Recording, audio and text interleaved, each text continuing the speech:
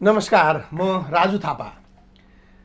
वर्ष 2078लाई बिदाई गरेर नयाँ वर्ष 2079लाई हामी स्वागत गर्ने यो क्षणमा छौँ।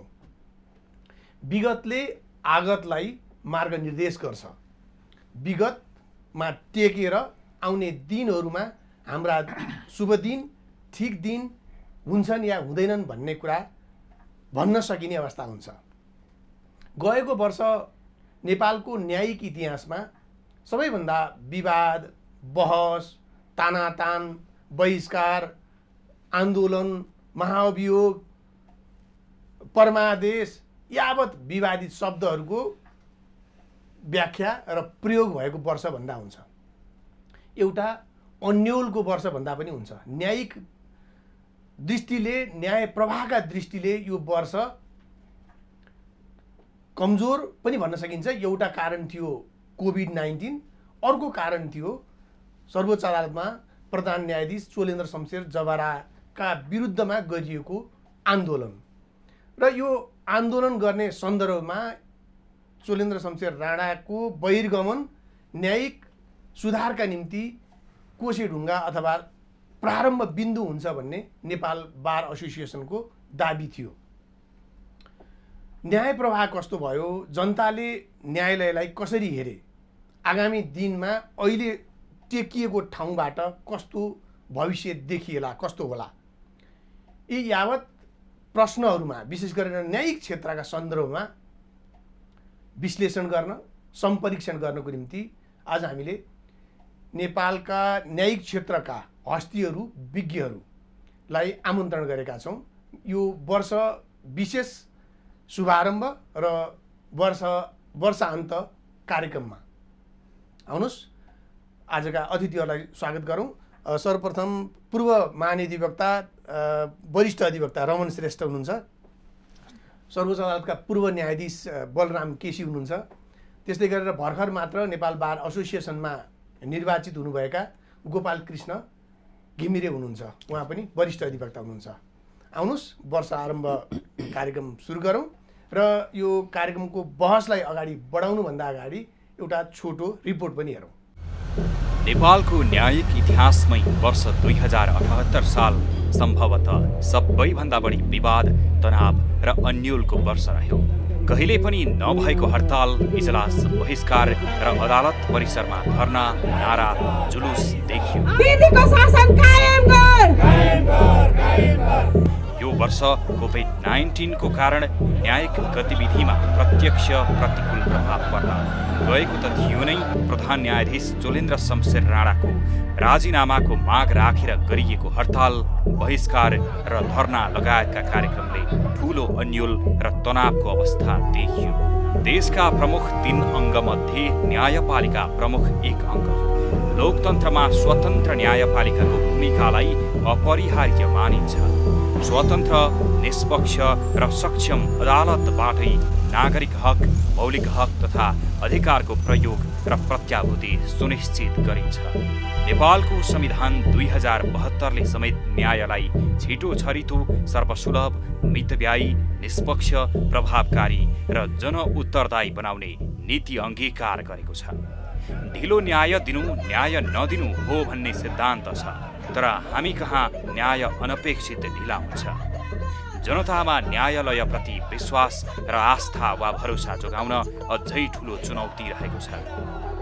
न्यायालयमा बिचौलिया हाबी रहेको, न्याय नै किनबेच हुने अवस्था रहेको, न्याय अनावश्यक ढिलो हुने गरेको, झन्झटिलो परम्परागत तरिकाहरू तोड्न नसकिएको, न्यायाधीशहरूको नियुक्तिमा समेत राजनीतिक आस्था, पहुँच र प्रभाव हाबी भएको, गुणवत्ता कुपोषणमा परेको, पहुँचवाला र भ्रष्टहरूले मौका पाउने गरेको कारण जनतामा पनि निष्पक्ष न्याय पाउने विश्वासमा कमी रहेको देखिन्छ भने न्यायालय स्वयंलाई अन्याय परेको अवस्था छ। न्यायालयमा रहेको विकृति, विसङ्गति घटाउन गठित न्यायाधीश हरिकृष्ण कार्की समितिले यसै वर्ष साउनमा आफ्नो प्रतिवेदन पेश गरियो, जसले न्यायालयमा भएका धेरै समस्या उजागर गरेको छ। समाधानका लागि गरिएको सिफारिस कार्यान्वयनमा प्रधान न्यायाधीश चोलेन्द्र शमशेर राणाको उदासीनताका कारण पनि नेपाल बार र सहकर्मी न्यायाधीशहरूसँग तनावपूर्ण सम्बन्ध बन्न गएको भनिन्छ। तत्कालीन प्रधानमन्त्री केपी ओलीबाट 2 पटकसम्म संसद विघटन गर्दा सर्वोच्च अदालतको संवैधानिक इजलासबाट त्यसको विपक्षमा सर्वसम्मत फैसला आउनुलाई कतिपयले सर्वोच्चले आफ्नो गरिमा कायम गरेको भनिएको थियो। तर राज्यका अङ्गहरूबीच शक्ति पृथकीकरण र शक्ति सन्तुलनको सिद्धान्त विपरीत निष्पक्ष र स्वतन्त्र न्यायपालिकाको मान्यता विपरीत संवैधानिक परिषदमा प्रधान न्यायाधीशले प्रधानमन्त्रीसँग भागबण्डा गरेको गम्भीर आरोप लाग्यो। मन्त्री परिषद गठन गर्दा आफ्ना मान्छेलाई मन्त्रीको भाग मागेको आरोप मात्र लागेन, त्यसको उत्कर्षमा नेपाल बार र सहकर्मी न्यायाधीशहरूले असहयोग आन्दोलन नै सुरु गरे।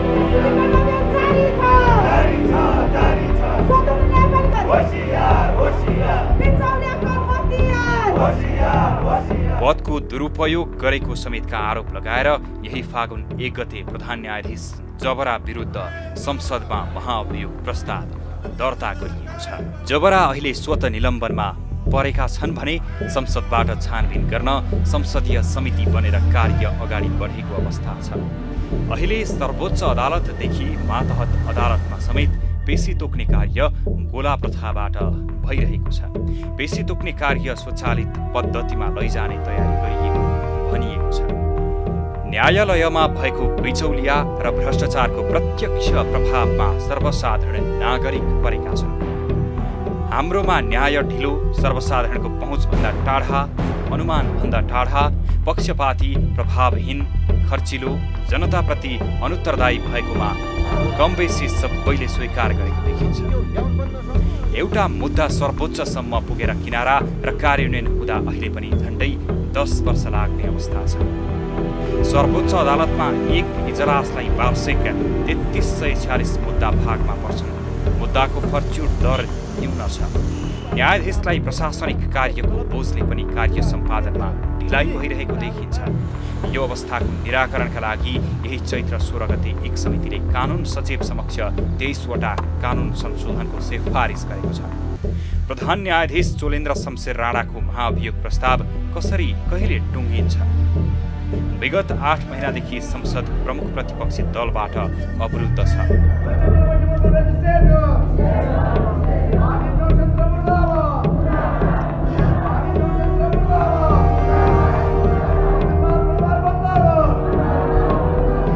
महाअभियोग प्रस्ताव राणाको कार्यकाल अगावै टुङ्गोमा पुग्छ।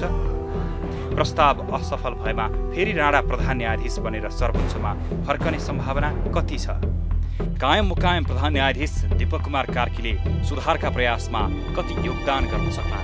विद्यमान विकृति विसङ्गतिको कारक वा मुख्य दोषी को हो?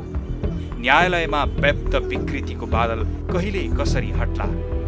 सर्वसाधारणको मनमा उठेका प्रश्न, आशंका र निराशालाई हाम्रो राजनैतिक नेतृत्व र न्यायालयको नेतृत्वले सम्बोधन गर्न नसकेको अवस्था छ। अत यो वर्ष 2078 न्यायिक दृष्टिमा राम्रो र सफल रहेन भन्दा अनुपयुक्त र अति संयोक्ति नहोला। तर समस्या पहिचान भएका छन्। समाधानमा इमान्दारिता देखाएको खण्डमा आगामी दिन पक्कै उज्यालो हुनेछ भन्ने आशा विश्वास गर्न सकिन्छ। विगतका नमिठा नराम्रा दिनहरू नदोहोरिउन्। आगत उत्साहपूर्ण र सफल रहोस्। नववर्ष 2079 को हार्दिक शुभकामना। यो रिपोर्टपछि म सहभागीहरूसँग प्रश्नमा जान्छु। रमन श्रेष्ठजी, यो वर्ष 2078लाई तपाईँले न्यायिक क्षेत्रको दृष्टिबाट हेर्दा कस्तो देख्नु भएको छ संक्षेपमा? अब राजुजी, यो न्यायपालिकाको इतिहासमा 2078 सालको वर्ष बडो कठिन, अप्ठ्यारो, विवादित र एउटा न्यायपालिका नै अप्ठ्यारो अवस्थामा परेको स्थिति हो। हेर्नुहोस्, अब त्यसको हुन त अब त्यसको ठ्याक्कै यो वर्ष मात्रै सुरु भयो होइन, यो धेरै लामो इतिहास छ। अझ पञ्चायत व्यवस्था भए बेलाको न्यायपालिकाको कुरालाई छोडेर 46-47 सालपछि जुन किसिमको संविधान आयो, त्यसपछि न्यायपालिकाको स्थापना भयो र त्यसले कार्य सञ्चालन गर्दा विवादित त केही हुन्थे, तर यो वर्षको जतिको विवादित कहिले भएन। त्यसमा एउटा तपाईँले प्रश्न सोध्नुहुँदा वास्तवमा न्यायाधीशहरूको नियुक्ति बडो महत्त्वपूर्ण हुन्छ। हेर्नुहोस्, प्रधान न्यायाधीश चोलेन्द्र शमशेर जबरा आजभन्दा 3.25 वर्ष अगाडि नियुक्ति हुनुभयो। उहाँको उत्थान नै विवादबाट भएको थियो।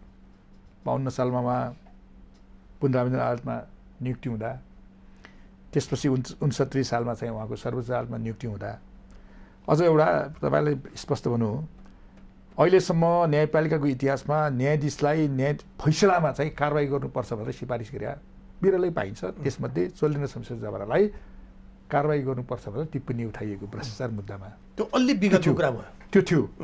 त्यसैले एउटा उत्थानको कुरो हेर्नुहोस्। त्यसैले चाहिँ त्यो न्यायपालिकाको इतिहासमा कस्तो भयो भन्दाखेरि यस्तो विवादित मान्छे प्रधान न्यायाधीश हुनुभयो 3.25 वर्ष अगाडि, जसले गर्दा त त्यो न्यायपालिकाको इतिहासमा यस्तो किसिमको भयो कि भ्रष्टाचारको एउटा लेभल त कस्तो भयो भने त्यो अनुमानै गर्न नसक्ने, कल्पनै गर्न नसक्ने, होइन? त्यो उत्कर्षमा देखियो। एकदम यस्तो उत्कर्षमा प्रधान न्यायाधीशले बिचौलियाहरू पाल्या भन्ने प्रश्न उठ्यो। त्यो मात्रै होइन, मुद्दामा जुन प्रपर्टीसँग सम्बन्धित भएका मुद्दाहरू छन् त्यसको रेसियो पर्सेन्टेज, यो मुद्दाको यति भ्यालुएसन छ, त्यसको यति पर्सेन्ट चाहिँ अब त्यहाँ चाहिँ करप्सनमा चाहिँ दिनुपर्ने है, यस्ता धेरै। अनि अर्को एउटा के भयो भने अहिले माननीय न्यायाधीश हरिकृष्ण कार्कीको जो संयोजकमा चाहिँ समिति बन्यो, प्रकाश रावत पनि त्यहाँ मान्य न्यायाधीश हुनुहुन्थ्यो। उहाँहरूको प्रतिवेदनले त के कुरो ल्यायो भने एउटा न्यायाधीशले अर्को न्यायाधीशलाई घुस खुवाउनलाई बिचौलियाको काम गरिरहेछ प्रतिवेदनमा, त्यस्तो पनि उल्लेख छ प्रतिवेदनमा। अब यहाँ वकिलको पनि छैन भन्ने होइन, वकिलको पनि प्रत्यक्ष छ। अब पैसा बुझ्ने काम नेपालमा मात्रै नभएर बाहिर पनि भएको छ। अब यो भने न्यायपालिकामा यस्तो एउटा स्थिति आयो। त्यो भइसकेपछि नेपाल बार एसोसिएसन सम्पूर्ण कानुन व्यवसायीहरूले एउटा के छ भने एउटा यो प्रधान न्यायाधीशको अब बहिर्गमन जरुरी छ। अब यो न्यायपालिकाको साख यो अहिले भएको प्रधान न्यायाधीश रहने हो भने त्यो पुरै समाप्त हुन सक्दछ भन्ने भइसकेपछि आन्दोलन सुरुवात गर्यो। नेपालको न्यायपालिकाको इतिहास मात्रै संसारकै न्यायपालिकाको इतिहासमा प्रधान न्यायाधीशको विरुद्ध भ्रष्टाचारको आरोपमा जुलुस अदालतमा हेर्नुहोस् 107 दिन इजलास बहिष्कार होइन, 107 दिन सबै जस्तो न्यायाधीशहरू 107 दिनसम्म वकिलले 40 दिनसम्म त आफ्नो सहपाठीहरूले तपाईँ प्रति हाम्रो विश्वास छैन, तपाईँले तोकेको पेशी, तपाईँले तोकेको इजलास हामी बसेर चाहिँ फैसला गर्न सक्दैनौँ भनेर। ठिक छ, यसको अरू पाटोहरूमा फेरि म आउँछु। श्रीमान बलराम केसीज्यूसँग त्यही कुरा दोहोऱ्याउँछ, के छुटेको छ यसमा चाहिँ वर्ष 2078लाई फर्केर हेर्दा न्यायिक दृष्टिकोणमा यो वर्ष एकदमै तनावग्रस्त थियो, न्याय प्रवाहका हिसाबले पनि सुस्त थियो, ढिला न्याय चाहिँ दिनु अन्याय हो भनेर भनिन्छ। यो वर्ष त नमुनै बन्यो। कैयन विकृति विसङ्गतिका बावजुद पनि यो वर्षमा कतै कालो बादलको घेरामा चाँदीको रेखा तपाईँले देख्नुभएको त्यस्तो केही छ? एकदम छ। 2078 नेपालको स्वतन्त्र न्यायपालिका सर्वोच्चको लागि कालो बादल हो, ग्रहण हो, दुर्भाग्य हो। यस्तो दिन कहिले पनि आउनु हुँदैन थियो, संसारमा कहीँ पनि आएको छैन, नेपालमा आयो। यो सब तपाईँको मानव निर्मित समस्या हो, संविधान ल्याएको समस्या होइन, जनता ल्याएको समस्या होइन। आज चोलेन्द्र शमशेर राणाबाट 78 सालमा जुन दुर्भाग्य अदालतले बोक्यो त्यो चाहिँ नि यो संविधानको होइन कि उहाँको व्यक्तिगत कारणले गर्दा। अब कस्तो भइदियो भने तपाईँको मैले अघि भने तपाईँको दुर्भाग्य हो। यसलाई यसरी सम्झिनुहोस्, यो अस्तिको जुन उहाँहरूको भयो न्यायाधीशहरू मिलेर जुन गर्नुभयो नि, यो कस्तो भने तपाईँको यो 47 सालको आन्दोलन सम्झे हुन्छ पञ्चायतको व्यवस्थाको विरुद्ध, अथवा 62-63को आन्दोलन सम्झे हुन्छ यसको लागि चाहिँ नि। यस्तो किसिमको अवस्था हुन गयो। अब तपाईँको त्यो उद्घोषणमा थियो। यसको के सधैँ यस्तो रहेर नि समस्या के त भनेको थियो, हामीले जहिले पनि के भने रोग पत्ता लाउँदैनौँ, रोग पत्ता लाउन अल्टर गर्छौँ। यो किन भयो त? यो किन भयो भने तपाईँको अरू कारणले होइन, नेतृत्व सक्षम नभएको कारणले गर्दा भयो। एउटा न्यायिक क्षेत्रको नेतृत्व, अर्को राजनीतिक नेतृत्व पनि भन्नु पर्ला। खालि यो तपाईँको यो फोरममा मात्रै भन्न त असाध्यै मन लागेको थियो, धेरै कुरो पनि थियो फेरि, त्यो त कुरै गर्नु परेन। 1 वर्षमा 2 चोटि संसद विघटन, पहिलो विघटनलाई सर्वोच्चले बदर गरिसकेपछि फेरि विघटन, फेरि त्यही प्रधानमन्त्रीले विश्वासमत गुमाउँदा पनि फेरि राजीनामा नगर्ने, कतिसम्म हेर्नु संविधानलाई कुल्चेको। अर्को फेरि तपाईँको के अरे सर्वोच्चले गरेको, सर्वोच्चले के गर्छ हिजो पाकिस्तानमा के भयो तपाईँको, पाकिस्तानमा अविश्वास प्रस्तावले चाहिँ कोर्टले तिमीले किन डिसोल्युसन गर्यो, तिमीले फेस गर भन्यो नि। त्यहाँ अहिलेसम्म इमरान खानले म परमादेशबाट के अरे जनादेशबाट आएको थिएँ भनेको छैन उसले। अब त्यो त कुरा गरेर धेरै टाइम लाग्छ, तपाईँको यो फोरम पनि मिलेन। तर त्यो अर्को कारण हो, दुर्भाग्य हो त्यो। यही तालु भने फेरि त यस अगाडि बढ्दैन। कानुनी पक्नुहोस् चाँदीको घेरा कहाँ छ? कानुनी शासन टिक्दैन यही तालु भने, कार्यपालिकाको यही तालु भने, अर्को प्रधानमन्त्री त्यस्तै आउने भने। अर्को कुरो के भने, यदि केपी ओली फेरि प्रधानमन्त्री हुनुभएछ भने उहाँ नसुध्रिने यही तालु गर्ने भने नि तपाईँ हाम्रो चाहिँ फेरि यो ब्याड लक अरू बढेर जान्छ। हामी आशा गरौँ यदि उहाँ जित्नुभएछ भने सुधेरको प्रधानमन्त्री बन्नुहोस् भनेर भनौँ अब तपाईँको ट्र्याकमा। अब यसको हेर्नुहोस्, चाँदीको घेरा भन्नु भने हेर्नुहोस्, रोग पत्ता लगाएर त्यही रोगको उपचार गर्नुहोस् न, रोग फेरि लाग्दैन। यहाँ अहिले किन यस्तो भयो, संविधानले के भन्छ भने तिम्रो अदालत त म हस्तक्षेप गर्दिनँ, धारा 136 बनाइदिए, म प्रधान न्यायाधीश नियुक्ति गरिदिन्छु। त्यो 3 वर्ष सर्वोच्चमा काम गरेको अनुभवी हुन्छ त्यो, अनि इमान्दार हुनुपर्छ त्यो, त्यसले यो अदालत चलाउँछ, त्यसले चलाउन दिन्छु भनेको। अब हाम्रो कसरी चल्यो तपाईँको, कसरी चल्यो भन्दा तपाईँको अस्ति भर्खर केस देख्नु भने त्यो आउनुपर्ने केस हो, त्यो केस थिएन नि त्यो। अनि यो संवैधानिक यो 52 जनाको नियुक्ति यसरी मुद्दा पालिरहनु पर्थ्यो, परेन नि।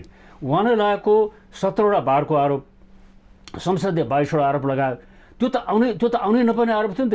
त्यसमा कस्तो किसिमको तल्लो स्तरहरू छ हेर्नुहोस्, भ्रष्टाचार गरेको, विचलयको नायक भएको, मुद्दा पालेर बसेको, आफ्नो मान्छे भागाउन नियुक्ति गरेको।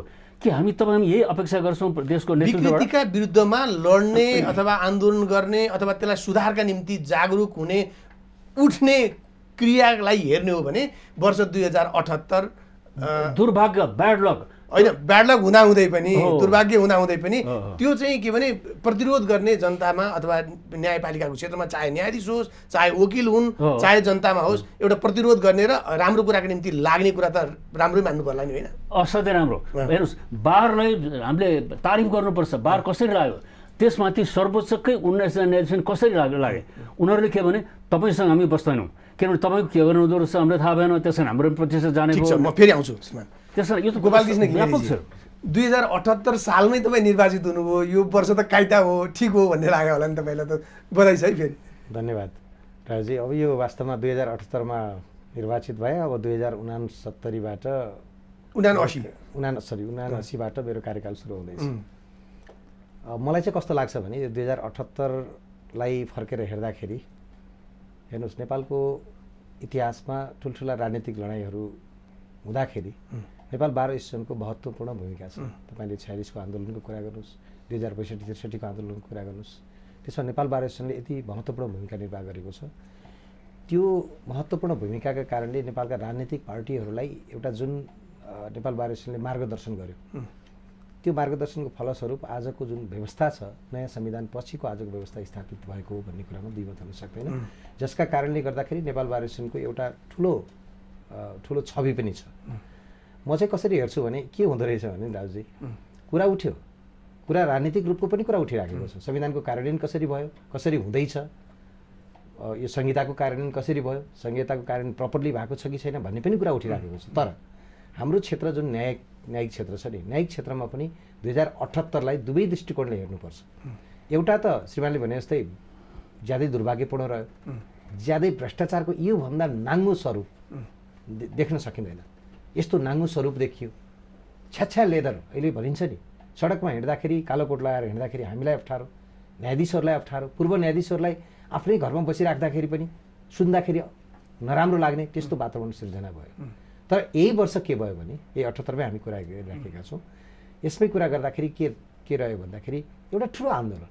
आखिर आन्दोलनको सुरुवात त भयो नि, आन्दोलनको सुरुवात भयो र भर्खरै पूर्व महाधिवक्ता रमन श्रेष्ठले त्यो कुरा भन्नुभएको छ कि वास्तवमा 107 दिनसम्मको आन्दोलन, 109 दिनसम्मको आन्दोलन नेपाल बार एसोसिएसनले गर्यो। न्यायिक इतिहासमै पहिलोचोटि, संसारकै इतिहासमा भनिन्छ, प्रधान न्यायाधीशको विरुद्ध न्यायमा भएको विचलनका विरुद्ध, विसङ्गति विरुद्ध, विकृति विरुद्धको जुन आन्दोलन भयो नि, यो आन्दोलन चाहिँ तपाईँले भनेको चाँदीको घेरा हो। अब के छ भन्दाखेरि यो बाध्यता छ। हेर्नुहोस्, यही स्वरूपमा त न्यायपालिका अगाडि बढ्नै सक्दैन। अघि बार एसोसिएसनले यो चोलेन्द्र शमशेर राणा प्रधान न्यायाधीशको बहिर्गमन न्यायको सुधारका निम्ति प्रारम्भ बिन्दु हुन्छ भन्ने तपाईँहरूको दाबी थियो, तपाईँको पूर्ववर्ती नेतृत्वको दाबी थियो। अहिले तपाईँको कानमा आइपुगेको छ त्यो, निश्चय पनि त्यो चाहिँ जे उहाँहरूले जे नारा लगाउनु भयो, जे आश्वासन दिनुभयो, आज तपाईँलाई लाग्छ कि अब त्यो अहिले देखिएको गतिविधिबाट तपाईँलाई लाग्छ कि अब यो प्रारम्भ बिन्दु सुधारका निम्ति भएको छ भन्ने तपाईँलाई लाग्छ? मलाई कस्तो लाग्छ भने यो वास्तवमा चोलेन्द्र शमशेर राणाको विरुद्ध मात्रै पनि नभएर यो न्यायिक सुधारको दिशामा भएको आन्दोलन। यो चोलेन्द्र शमशेरको मात्रै प्रश्न होइन, त्यो उहाँ त एउटा पात्र मात्रै। मानिलिनुहोस् चोलेन्द्र शमशेर राणा यो महाभियोग प्रस्ताव पास भएर जानुभयो भने पनि के यो आन्दोलन रोकिन्छ र रोकिँदैन? यो अभियान हो। यो अभियानलाई हाम्रो कार्यकाल पनि सुधारका निम्ति यो अभियानले योगदान गरेको छ त भन्ने अहिले तपाईँहरूले जस्तो कि यो महाभियोग लागेको पनि निश्चय पनि गरेको छ नि। आज तपाईँको अदालतभित्रै एउटा बहस प्रारम्भ भएको छ, अदालतको फाँटमा बहस प्रारम्भ भएको छ, वकिल यो कानुन व्यवसायको बिचमा बहस प्रारम्भ भएको छ। हामीले इलेक्सन क्याम्पेनको क्रममा भन्यौँ, इलेक्सन क्याम्पेनिङको क्रममा हामीले जे कुरा सुन्नु पर्यो नि अहिले वास्तवमा प्रत्येक कानुन व्यवसायको विरुद्ध कुरा उठेको छ, अदालत र कानुन व्यवसायको बिचमा कुरा उठेको छ, कुरा उठ्न थालेको छ, जनता र कानुन व्यवसायको बिचमा कुरा उठ्न थालेको छ। यो त प्रारम्भ, यो त ठिक छ, म तपाईँकोमा आउँछु। यो सकारात्मक। रमन श्रेष्ठजी, तपाईँलाई लाग्छ कि अहिले प्रारम्भ बिन्दु भनियो, त्यसमा पनि पूर्वाग्रह राखियो, राजनीतिक आस्थाका आधारमा पक्षधर्ता राखियो र यो कामहरू भयो भन्ने पक्ष पनि मजबुत छ, तर्क मजबुत छ। यो पृष्ठभूमिमा न्यायिक क्षेत्रमा साँच्चीकै अब चोलेन्द्र शमशेरलाई लखटिसके पछाडि उही कुरा निरन्तर हुने हो कि होइन, हामी सुधारका निम्ति यो गर्दैछन् भन्ने आशा पनि अहिलेको यो परिवेशमा देखिन्छ? तपाईँ के अहिले देखिएको छ त्यस्तो अवस्था? यस्तो छ राजुजी, एउटा कुरो त के भन्छ भने सुधार भन्ने कुरो देवान तुरुन्तै हुँदैन, सुधारको प्रक्रिया सुरु भएको छ। जस्तो पहिला हरिकृष्ण कार्कीजीको प्रतिवेदन जो आइसकेपछि पहिला के बोल्नु प्रधान न्यायाधीशले त्यो बेला भने यसलाई कार्यान्वयन गर्छु भनेर सार्वजनिक एउटा पोजिटिभ पक्ष चोलेन्द्रजीको धेरै नराम्रो पक्ष हुँदाहुँदै एउटा पोजिटिभ पक्ष भने उहाँले त्यो प्रतिवेदनलाई सार्वजनिक गर्नु, अरू प्रधान न्यायाधीशहरूले गर्नु भएको छन् अगाडिका।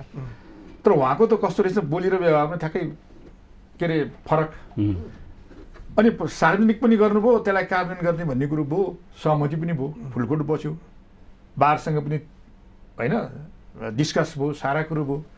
त्यसको हेर्नुहोस् एउटा बडो गजबको कुरो के छ राजुजी भने यदि जुडिसियरीमा प्रधान न्यायाधीश राम्रो हुने हो, करप्सनमा संलग्न नहुने हो भने प्रधान न्यायाधीशलाई त्यो पेशी टोक्ने अधिकार दिने सबभन्दा उत्तम कुरो, किनभने त्यहाँ एक्सपर्टको कुरो पनि हुन्छ। न्यायाधीशहरू होइन सबै विषय मिलाउनको निम्ति सबभन्दा उपयुक्त व्यवस्था पनि हो। त्यसलाई यसरी दुरुपयोग गर्नु उहाँले है। अब संवैधानिक इजलास खडा गर्दाखेरि चाहिँ जुनियर न्यायाधीशहरू हेर प्रति सभाकै मुद्दा तपाईँलाई थाहा छ राज्य दुईचोटि भयो, कति विवाद भयो, इजलास गठन गर्ने विषयमा विवाद भयो। त्यो मात्रै छैन, धेरै सम्पत्तिसँग सम्बन्धित, ट्याक्ससँग सम्बन्धित, त्यसपछि अपराधसँग सम्बन्धित धेरै त्यस्ता मुद्दाहरूको इजलास कसरी गठन भयो, त्यसरी त्यसलाई दुरुपयोग गरियो। दुरुपयोग गरिसकेपछि वास्तवमा हरिकृष्णजीको प्रतिवेदनमा त्यहाँ बारको धेरै ठुलो इनपुट छ, त्यहाँ सर्वोच्च बारको इनपुट छ, नेपाल बारको इनपुट छ, देशभरिका कानुन व्यवसायको इनपुट छ कि अब हामी अटोमेसनमा जानुपर्छ, पेशी टोक्ने अधिकार अब प्रधान न्यायाधीशलाई हुँदैन भन्ने। त्यसपछि त्यो अटोमेसनमा जानुभन्दा अगाडि कम्तीमा पनि गोला पर्था गर्नुपर्छ भनिसकेपछि अहिले त्यो गोला पर्था लागू भइसकेको छ। त्यसले धेरै सुधारका कुराहरू हेर्नुहोस्। यहाँ फेरि सुधार एउटा मात्रै मैले भने न्यायाधीशहरूको नियुक्ति बडो महत्त्वपूर्ण, त्यही मात्रै हो भने जस्तो पनि गरियो कि जस्तो कि गोला प्रथाबाट तानियो भने मात्रै सुधार हुन्छ भने अरू त कहीँ कुराहरू तोकिएको थियो, देखिएको थियो भन्छु। त्यसको धेरै पक्ष त्यो प्रतिवेदनले भनेको छ, त्यो प्रतिवेदन सामूहिक हो हेर्नुहोस्, त्यो बारको पनि हो, त्यो न्यायालयको पनि हो, न्यायाधीशहरूको पनि हो र देशको सम्पत्ति। अनि त्यसपछि यो जुन न्याय सेवाग्राहीहरू उहाँहरूको पनि त्यहाँ भोइस छ, त्यसैले त्यसले धेरै कुरो दिएको छ। फेरि हाम्रो अहिले गोपालजीले राख्नुभयो, फेरि बार भने के हो भने नि खालि अहिले चुनिएको त्यो कार्यसमिति मात्रै हुन्न, त्यहाँ चाहिँ धेरै त्यसको चाहिँ थिङ्क ट्याङ्करहरू भनौँ न, त्यहाँ सल्लाहकार समिति छ, 90-92वटा इकाइ समिति छ, त्यसका पदाधिकारीहरू छ, पार्षदहरू छ। त्यसपछि अहिले अझ महत्त्वपूर्ण कुरो राजनीति के भन्दा यसपटक पूर्व न्यायाधीशहरू हुनुहुन्छ नि, उहाँहरू पनि जोरमुराउनु भयो क्या, के को लागि जोरमुराउनु भयो, उहाँहरूलाई फेरि न्यायाधीश खानुपर्ने भन्ने त थिएन। त्यो त्यसैले चाहिँ एउटा कुरो के हो भन्दाखेरि यसपालि रिफर्म मुभमेन्ट चाहिँ हेर्नुहोस् एक दिनमा सम्पन्न हुने कुरो होइन, रिफर्म मुभमेन्टको सुरुवात भयो हेर्नुहोस्। अब यो रिफर्म मुभमेन्टलाई चाहिँ मतलब रोकिने स्थिति पनि छैन। अर्को एउटा चाहिँ राज्य फेरि हरेक कुरोको चाहिँ त्यो टाइम हुने रहेछ हेर्नुहोस्। अहिले प्रधान न्यायाधीशले के गर्नुभयो भने न्यायपालिकाभित्र त्यो विसङ्गति विकृति त्यो सबै कुरो त गर्नुभयो, मन्त्री बनाउन लाग्नुभयो, संवैधानिक निकायमा चाहिँ भागभन्दा खोज्नुभयो, राजदूत खोज्नुभयो, एउटा पोलिटिकल पार्टीको नेताले जस्तो गर्नुभयो। अझ त्यति मात्रै नभएर आजको तपाईँको प्रोग्राममा एउटा एक्सप्रेस गरौँ, उहाँले बारमा टिम पनि उठाउनु भयो, इलेक्सन लडाउनु आफ्नो समर्थनकोमा इलेक्सन लडाउनु भयो यार कति 30-40 भोट 50 भोट कति पाउनु भएको छ त्यो गर्नुपर्ने मान्छेले त पार्टी खोलेर आउनु पर्यो नि त्यसैले राजु एउटा कुरो के हो भने यसपालिको चाहिँ यो 78 सालले एउटा कुरो हामीलाई के शिक्षा दिएको छ भने जसलाई संविधानले जे दायित्व सुम्पिएको छ त्यो कुरोमा लिमिट हुनुपर्छ त्यो हामी त संविधानवादमा विश्वास गर्ने मान्छे लिखित संविधानमा विश्वास गर्ने मान्छे हो नि विधिको शासनमा विश्वास गर्ने मान्छे हो नि अब संवैधानिक परिषदमा प्रधान न्यायाधीशलाई राख्नुको अर्थ के हो भने कम्तीमा पनि त्यहाँ होइन त्यति मात्रै होइन पोलिटिकल पार्टीहरू त नेपालका त्यति ठिक छैनन् भन्ने कुरो भएरै संविधान बनाउने बेलामा त्यही पोलिटिकल पार्टीका नेताहरूले होइन यहाँ त राजनीतिक आँखा मात्रै हुनु भएन न्यायिक आँखा पनि हुनु पर्यो भन्ने दृष्टि हो भन्ने त्यहाँ चाहिँ संविधान जाने मान्छे राखेपछि संविधान विपरीत कानुन विपरीत कुनै त्यस्ता प्रस्तावहरू आयो कुनै निर्णय गर्न थालियो भने त्यसलाई रोक्नु पर्छ भनेर राखेका मान्छेले के गरे आफै तिनीहरूसँग सँगसँगै लाएर अनि एउटा दलको हैसियत प्रस्तुत गरेर मन्त्री पनि बनाउने त्यसै संवैधानिक आयोगमा नियुक्ति पनि खोज्ने राजदूत बनाउने कुरो पनि खोज्ने अनि केसमा बार्गेन गर्ने त्यसैले हेर्नु राजी एउटा कुरो के हो भने यसपालिको 78 सालको पोजिटिभ पक्ष तपाईँले चाँदीको घेराको जो कुरो गर्नुभयो वास्तवमा चाँदीको घेरा प्रशस्त छ अब प्रधान न्यायाधीश अथवा न्यायपालिकाको न्यायाधीशहरू अब उसले संविधानले तोकेको दायित्वभन्दा बाहिर जानुहुन्न है त्यसैले संविधानको सीमाभित्र रहेर न्यायपालिकालाई स्वतन्त्र बनाउने सक्षम बनाउने जनउत्तरदायी बनाउने हेर्नुहोस् न्यायाधीशहरूले चुनाव लड्दैनन् तर न्यायाधीशहरूको पनि त्यो कन्स्टिट्युएन्सी भनेको जनता हो जनतालाई ध्यानमा राखेर उसले जहिले पनि फैसला गर्नुपर्छ भारतका सर्वोच्च अदालतका न्यायाधीश कृष्ण अय्यर हुनुहुन्थ्यो उहाँले त्यही भन्नुहुन्थ्यो चुनाव लड्दैन न्यायाधीशले तर जहिले पनि फैसला गरेर उसले जनतालाई ध्यानमा राखेर गर्नुपर्ने हुन्छ है जनताप्रति काउन्टेबल भएर गर्नुपर्ने हुन्छ भनेपछि यसपालि चाहिँ के हो भन्दाखेरि यो काउन्टेबल नहुने एउटा जुन स्थिति बनिएको थियो त्यसलाई चिर्न हेर्नु बारले आन्दोलन गर्यो ठिक छ पूर्व न्यायाधीशले आन्दोलन गरे पूर्व प्रधान न्यायाधीशले आन्दोलन गरे पुरा सेवाग्राहीले पनि आन्दोलन गरे हेर्नुहोस् तपाईँले चाहिँ भन्नुभयो यदा कदा चाहिँ आन्दोलनको विरुद्धमा प्रश्न उठ्छन् त्यो झिनो कुरो हो त्यसैले यसपालिको शिक्षा के हो भने अब हुने न्यायाधीश र प्रधान न्यायाधीशहरूलाई संविधानको सीमाभित्र रहेर न्यायपालिकालाई स्वतन्त्र बनाउने न्यायाधीशहरूको नियुक्ति गर्ने बेलामा चाहिँ त्यहाँ राजनीतिक हस्तक्षेप हुन नदिने फेरि राजनीतिक पार्टीहरूको कस्तो हुन्छ जहिले पनि हस्तक्षेप गर्ने कुरो हुन्छ त्यसलाई रोक्ने त अरूले हो नि त्यसो भए उनीहरूले चाहिँ के हो भन्दाखेरि यसपालि बडो ठुलो एउटा चाहिँ शिक्षा हामीलाई भएको छ त्यो शिक्षाले मलाई लाग्छ जुडिसियरीको रिफर्म गर्नलाई धेरै काम गर्छ अलिकति यो बलराम सिंहमा आएँ म यसमा चाहिँ कस्तो भने यो जति पनि विकृतिका सन्दर्भमा पात्रहरू अगाडि बढाएर जे गरे पनि बिग्रिनुमा त समग्रतामा हाम्रो संस्कार हाम्रो प्रवृत्ति हामीहरूले गरेका क्रियाकलापहरू सबैको कहीँ न कहीँ योगदान त हुन्छ नै भने त्यो मान्न सकिन्छ होला हामीले चाहिँ अहिले अघि तपाईँले प्रसङ्गमा पनि उठाउनु भयो कि राजनीतिकरण चाहिँ एउटा राजनीतिक आग्रह र पक्षधर्ताको एउटा हामी कहाँ एउटा समस्या छ अर्को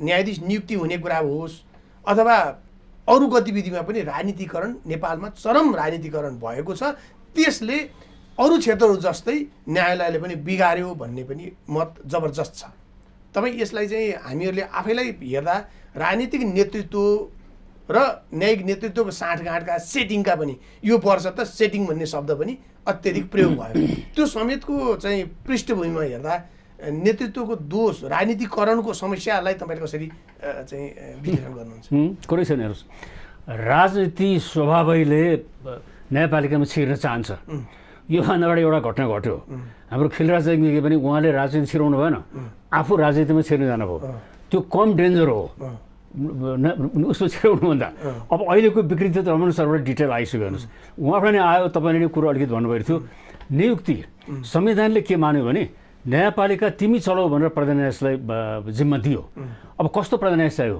गौतम बुद्ध जस्तो चाहियो अथवा रत्नबहादुर बिष्ट जस्तो न्यायको मूर्ति हुनु पर्यो रत्नबहादुर बिष्टको हालसालै मिडियामा आएको थियो महेन्द्रको ससुराको मुद्दा हराउनै पर्थ्यो हराएपछि के भन्थ्यो फोन आएछ किन फोन आएछ भने मेरो ससुरालाई हराउने भनेर गाली गर्न होइन जागिर झिक्न होइन तारिफ गर्नलाई इनाम दिनलाई अनि डाइरेक्ट दिनु भएन किताबमा हालेर दिएपछि रत्नबहादुरले फिर्ता लिनु गएछन् मैले तपाईँलाई के उदाहरण दिएको भने त्यस्तो चिफ जस्टिस हामीले खोज्नु पर्यो त्यस्तै त नपाइएला सबै चिज बिग्रेर गएको छ परिवेश परिस्थिति पनि त्यस्तो बनाउनु पर्यो राजनीतिक नेतृत्वले समाजको परिस्थिति परिवेशले सबै कुराले त्यो बनाउनु पर्यो अनि त्यो त जिम्मेवार होला नि त सकिन्छ म तपाईँलाई बताउँछु एकैचोटि सकिँदैन बिस्तारै सकिन्छ अघि उहाँ सरले भन्नुभयो तपाईँले नै भन्नुभएको थियो नियुक्ति प्रक्रिया नै सुधार गर्दै जानु पर्यो नियुक्ति प्रक्रियालाई हाम्रो पर्याप्त ठाउँ छ तर नेतृत्व त्यहाँ गएर बिग्रिदिएर नेतृत्व पोलिटिक्समा मिसिन गएर आफ्नो मान्छे छेराएर गएको अब हेर्नुहोस् तपाईँले कुरा गर्नुभयो संविधान परिषदको किन राखेको उसलाई तपाईँ एकचोटि हेर्नुहोस् त, जसले आफ्नो घर बिगार्न सक्दैन त्यसले फेरि अर्का घर सपार्छ।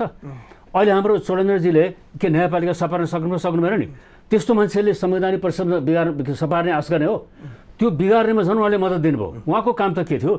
प्रधानमन्त्रीले भन्नु पर्थ्यो के आधारमा तपाईँले यसरी 52 जना संविधान के अरे अध्यादेश तयार गर्नुभयो, यिनीहरूको छान्नुको के क्राइटेरिया भन्नुहोस् त। तपाईँ त फेरि सबै चाहिँ नि यो रिटायर्डवाला ल्याउनु भएछ कि अरू फ्रेस मान्छे पाइएन? उहाँले भन्नु भएन। अब यो हो भने त के पनि मेरो नि 14 जना चाहिएछ भनेर त्यो त रेकर्डमै भएको कुराहरू अहिले मुद्दा त्यसैमा परिरहेको छ। अब यसको लागि उहाँले त्यहाँ बनाएको त, अब यसको त्यो दोषको त त्यहाँ तपाईँले यस्तो प्रधानमन्त्री चाहिन्थ्यो कस्तो भन्थ्यो होइन म त अब बाहिरिया मान्छे देश चलाउने तपाईँले हो, मैले त जुडिसियल चलाउने हो, तर म एउटा फेयर डिलिङ हुनुपर्छ, म त छु, म त यसरी भागबन्डा लगाउँ न, ल मलाई बताउनुहोस् एक होइन भने उठेर जान्छु भन्नु पर्थ्यो कि एक दिन हामी 3 जना छौँ, संविधानले 6 जना भनिरहेको छ, अर्को फेरि यिनीहरूको पब्लिक संवैधानिक सुनवाई भएको छैन, हेरी अहिले मिलिरहेको छैन, तैपनि म एउटा पब्लिक अफिस होल्ड गरेको चिफ जस्टिसले आएँ म अब क्राइटेरिया दिनुहोस् त भन्नु पर्थ्यो। उहाँले के गर्नुभयो? आफ्नो भाग लिएर मदङ्ग गर्नुभयो। आएर फेरि के गर्नुभयो? त्यो कज लिस्टमा 1 वर्ष झुलाइदिनु भयो, नम्बर मान्यो। अब यसरी कसरी सुधार गर्ने त?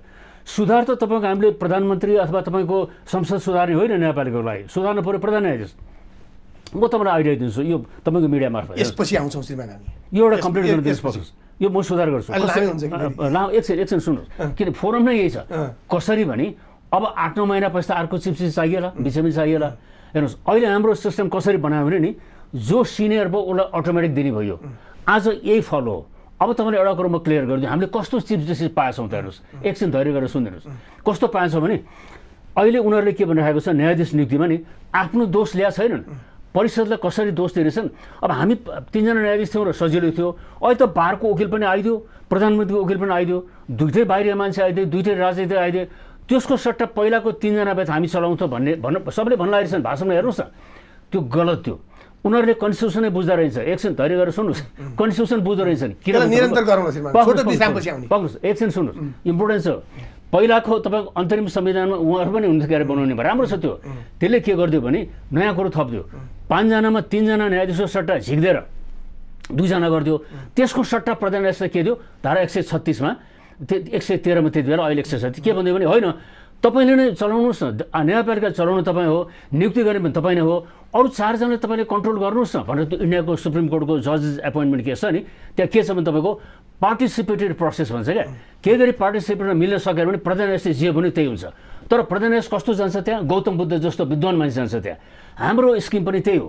अहिले हाम्रो सत्ता सम्हालेर आएका न्यायपालिका नेतृत्व गरेर के भन्छन्, हामी के गर्ने, पहिला 3 जना थियौँ बोलाउँथ्यो, अहिले त 2 जना भयौँ भने मतलब बारको एउटा हाम्रो भारी भयो, यिनीहरू फाल्नु पऱ्यो भनेको। उनीहरूले संविधान पढेनछन्। ए बाबा धारा 136 त मलाई पनि दिएको छ न्यायपालिका चलाउने, को मान्छे पार्टीको मान्छे मैले राख्ने हो र, त्यस कारण मैले भने अनुसार भन्ने आँट गर्दैन उनीहरू। त्यस कारण अब तपाईँको नियुक्ति प्रोसेस आइरहेछ कि 8-9 महिना पछि आउँछ। जो तपाईँको वरिष्ठम होइन, संविधानले रोक्दैन त्यसलाई, संशोधन गर्नु पर्दैन। 3 वर्ष पुगेका मध्ये मैले अन्तरी भनेको थिएँ, भिजन पेपर माग्ने तपाईँ टिममा बोलाउनुहोस् उहाँहरूलाई, तपाईँ कसरी न्यायपालिका चलाउनु छ भन्नुहोस्, रिटन पेपर माग्नुहोस्, जस्तो संसदीय सुनामी दिनुपर्छ नि। त्यो मध्ये 3 वर्ष नआएका जो बेस्ट हुन्छन् त्यसलाई गरिदियो भने त समस्या अलिक धेरै मात्रामा कम हुन्छ नि। एउटा सल्युसन यो छ। मैले राजेश एउटा थप्दिउँ है, यसपालि एकजना सर्वोच्चको न्यायाधीश नियुक्ति भयो नि, एउटा उजुर पनि परेन। हो, किन परेन? करेक्ट। त्यसैले राम्रो मान्छे सिफारिस ठिक भयो भने समस्याहरू कम हुन्छन् भन्ने। उसको फेरि त्यो हेर्नुहोस्, दिल प्रसादको कुनै तारिफै छैन, राम्रो मान्छे। ठिक छ। अब दर्शकवृन्द, हामी यो वर्ष विश्लेषण, न्यायिक क्षेत्रको वर्ष विश्लेषणको यो विश्लेषण निरन्तर गर्नेछौँ छोटो विश्राम पछाडि।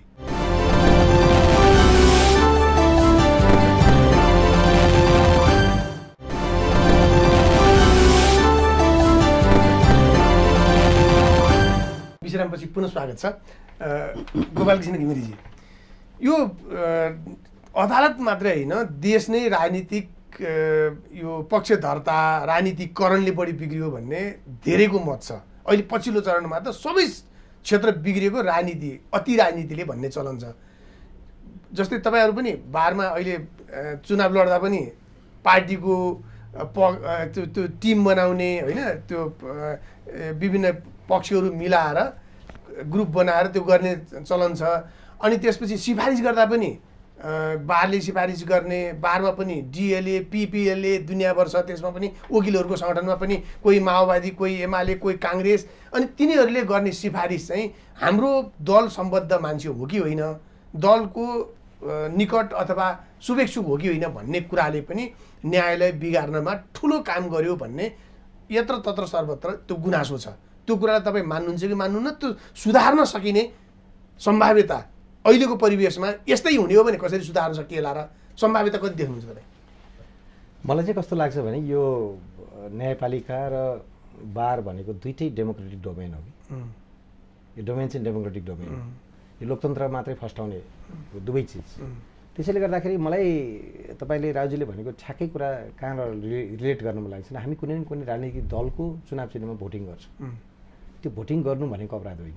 तर बारमा प्रवेश गर्दा या न्यायपालिकामा प्रवेश गर्दा दुवै ठाउँमा प्रवेश गर्दाखेरि हामीले त्यो विवेक प्रयोग गरेर हामीले यतिसम्म गर्ने हो। जस्तो नेपाल बार एसोसिएसनको त स्पष्टै छ नि, लोकतन्त्र, विधिको शासन, मानवाधिकार र स्वतन्त्र न्यायपालिका हाम्रा चारवटा मूल उद्देश्य हुन् जुन हाम्रो अग्रजहरूले हामीलाई छोडेर त्यो त संविधानले पनि प्रत्याभूत यो चारवटै विषयवस्तु भएको हुनाले मलाई कस्तो लाग्छ भने यो कुरालाई अङ्गीकार गर्न सक्दाखेरि समस्या छैन। तपाईँले भन्नुभयो नि अति राजनीति भन्नुभयो नि, राजनीतिले बिगारेको होइन अति राजनीतिले बिगारेको भन्ने चाहिँ कुरा सुन्न थालिएको। सुधार्ने कसरी त नि भने कि सुधार्ने यस्तो छ, त्यसलाई त विवेकयुक्त ढङ्गले पछार्नुपर्छ। जस्तो अहिले हामीले हाम्रो निर्वाचनको क्याम्पेनको क्रममा हामीले यो कमिटमेन्ट व्यक्त गऱ्यौँ, आफ्नो चाहिँ प्रतिबद्धता व्यक्त गऱ्यौँ कि हामीले बोकेको विचारको पगडीलाई हामी गेटमै छोडेर भित्र पस्छौँ भनेर हामीले भनेका छौँ। आज तपाईँसँग भन्ने पनि मैले कमिटमेन्ट यही हो। र तपाईँले भन्नुभयो नि जस्तो कि आफ्नै विचारको मानिस खोज्नुहुन्छ तपाईँले त भने, हामीले त अहिले कस्तो गऱ्यौँ भने नि छ नभएको होइन, विचार त छ नि, पेसागत वैचारिक सङ्गठनहरूको बिचबाट हामी आएका छौँ। तर पेसागत वैचारिक सङ्गठनबाट आएका छौँ भनेर जस्तो चुनावमा कम मत ल्याउने पनि त हुनुहुन्छ नि, के उहाँहरूलाई हामी बाइकआउट गरेर हिँड्छौँ? होइन। नेपाल बारमा चुनाव सबैको भागभण्डा गर्दाखेरि झन् भागभण्डाको कुरै होइन राजु, यो भागभण्डाको कुरै होइन। बारमा प्रवेश गर्दा हामी गुणवत्ता भन्छौँ नि, मेरिट हो। गुणवत्ता चाहिँ कुपोषित भयो, हामीले पक्षधरता हाबी भयो भन्ने गुनासाका सन्दर्भमा मैले लिमिटेसनको कुरा गरेँ। एउटा हरेक चिजको एउटा लिमिट हुन्छ, त्यसमा विवाद भयो। तपाईँले भनेको कुरा चाहिँ लिमिटेसनसँग जोडिन्छ। अब अहिलेसम्म के भने अति राजनीतिले त्यो लिमिटेसनलाई क्रस गरेको भने अब त त्यो फेरि ठिक ठाउँमा आउनु पर्यो नि, जुडिसियरी जस्तो हुनु पर्यो, नेपाल बार जस्तो गुड विशेष भयो कि हामी गर्छौँ। अब जस्तो तपाईँले मलाई नयाँ नेतृत्वको रूपमा सोधिरहँदाखेरि त मैले यो कुरा भन्नु पर्यो नि।